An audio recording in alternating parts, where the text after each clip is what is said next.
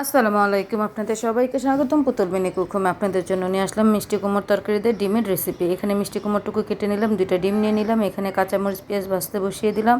পেস্টটা যখন ভাজা হয়ে যাবে আদা রসুন বাটা দিয়ে দিলাম, 1 টেবিল চামচ দিয়ে একটু ভেজে নিলাম। এখন দিয়ে দেবো পানিটা দিয়ে একটু নাড়াচাড়া দিব, নাড়াচাড়া দিয়ে কিন্তু লবণ দিয়ে দিলাম স্বাদ মতন, হলুদের গুঁড়া দিয়ে দেবো 1.5 টেবিল চামচ, মরিচের গুঁড়া দিয়ে দিলাম 1.5 টেবিল চামচ, দিয়ে ভালো করে মশলাটা কষিয়ে নিলাম।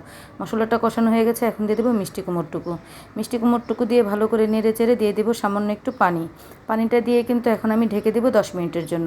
10 মিনিট পর ঢাকনাটা উঠিয়ে আবার একটু নাড়াচাড়া দিব, নাড়াচাড়া দিয়ে কিন্তু আবার ঢেকে দেবো 5 মিনিটের জন্য।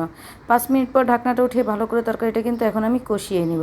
ভালোভাবে তরকারিটা কষানো হয়ে গেছে, এখন দিয়ে দিলাম ঝোলের পানিটা দিয়ে নাড়াচাড়া দিয়ে ঢেকে দিব 10 মিনিটের জন্য। 10 মিনিট পর ঢাকনাটা উঠিয়ে দেখি বলক এসে গেছে, এখন ভালো করে নাড়াচাড়া দিয়ে ডিমগুলো দিয়ে দিব।